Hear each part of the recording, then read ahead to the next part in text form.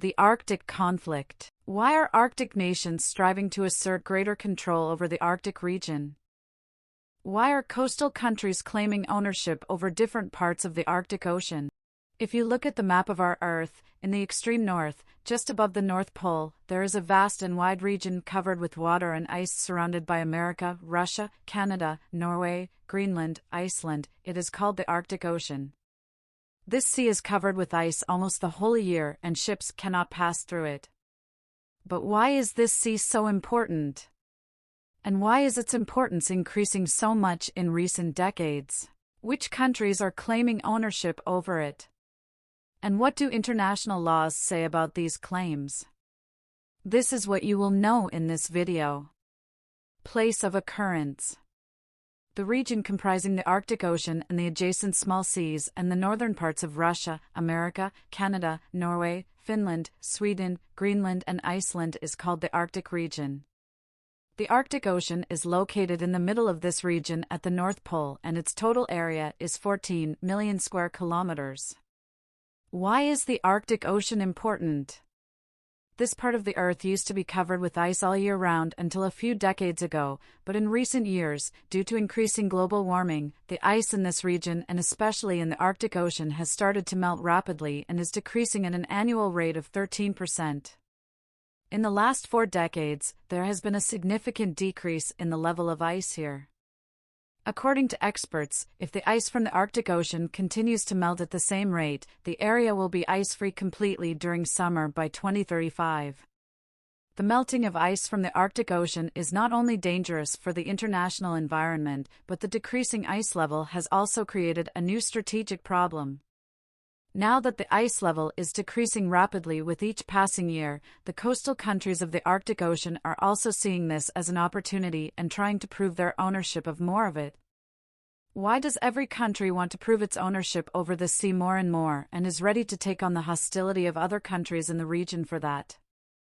According to experts, the first reason is that the sea holds 22% of the undiscovered mineral reserves of our land. Obviously, in these circumstances, any coastal country would want to get more of it, take most of the part in its control, and become the owner of the mineral deposits in this part. In addition, since fishing is a huge industry, the claimant country will also have the right to fish in the claimed limits. The second important reason is that when the two shipping routes in the sea, the Northern Sea Route and the Northwestern Passage, will become suitable for shipping in the coming years, then the coastal countries will also want the control of these shipping routes to be theirs, and ports etc. should be established in their area.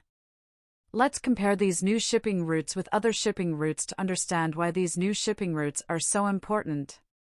Through the Northern Sea Route, the shipping distance from Japan to Northwest Europe will be reduced by 40% compared to the Suez Canal route, and obviously the cost of trade through this route will also be very low.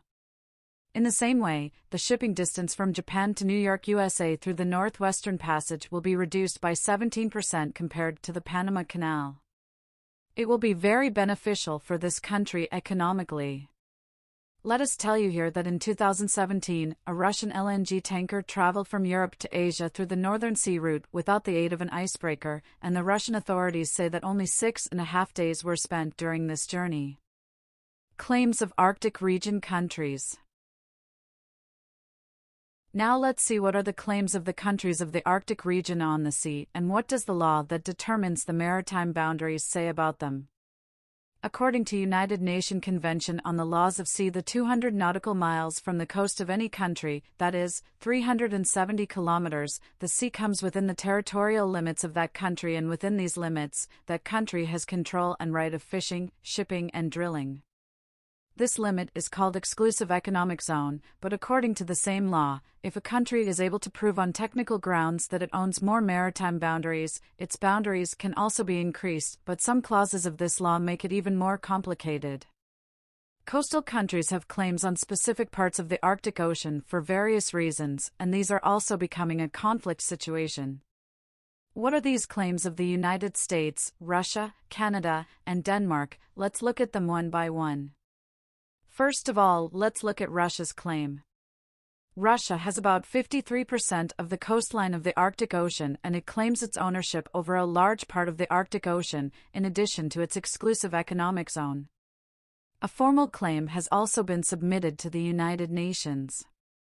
Russia claims that the geological features of a mountain range within the Arctic Ocean are identical to a mountain range and land found in Russian territory. In other words, they are an extension of the land found in Russia, so the right of ownership of this mountain range should be given to Russia. But the interesting thing here is that the part that Russia claims is also claimed by Denmark due to Greenland, that this area falls within its limits. Canada also claims that it is an extension of its continental shelf, so the claims of the three countries overlap each other. Although this conflict is not so severe yet, it is being said that in the coming days, when the ice of the Arctic Ocean will completely melt, this conflict will intensify and there is a danger of a possible war between these Arctic nations. There is also a conflict between Canada and Denmark in the Arctic Ocean. Canada claims that Hans Island in the Nares Strait is within its territorial waters, while Denmark claims that it is in its territorial waters that it falls within its limits. Although no green or mineral deposits have been discovered on Hans Island, it is only a rock, but the country that takes possession of it has mineral deposits around it according to the laws of the sea. The right to search and extract them will also be obtained, so this conflict is also becoming quite intense. In the Arctic Ocean, Canada also has a claim that the Northwestern Passage passes through its territorial waters and that other countries must obtain formal permission from it to use this passage. Other countries, especially the United States, are of the position that this passage is in international waters, Canada does not have a right to it, and foreign ships have the right to pass through here without any permission, and they do not recognize Canada's claim. There is also an issue going on in the Belfort Sea adjacent to the Arctic Ocean, and this is the issue between Canada and the United States. This dispute is about the claim of Canada and the United States' maritime boundaries in the Belfort Sea. Here both countries have exclusive economic rights. The boundary line drawn in the zone overlaps with each other. According to experts, there is a large amount of mineral deposits in this disputed region, due to which Canada and the United States want to claim ownership of it. Likewise, Russia has more control over the Northern Sea route, and Russia has built military bases on its coast, on which the United States has strong reservations. These disputes are not only among Arctic states, but China, being a near-Arctic state, is also very interested in this region and wants to build a polar silk route together with Russia, so it is possible that in the coming years China will also appear as a party in this conflict and this problem will become more complicated. There is no agreement between the Arctic countries regarding this issue yet, but this is definitely tabled in Arctic Council, which has been created for coordination, cooperation and interaction between the Arctic countries. World War II and the Arctic.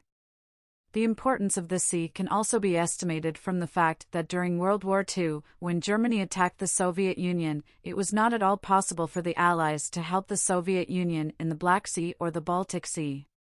Besides, this help was also not possible through the Persian Gulf because it was a long way, so the shortest and fastest way in these conditions was only this Arctic Ocean. So, in these circumstances, the United Kingdom first provided assistance to the Soviet Union through the Arctic Ocean, and following in the footsteps of the United Kingdom, the United States also provided assistance to the Soviet Union through the same route, which proved to be very helpful to the Soviet Union in resisting Germany.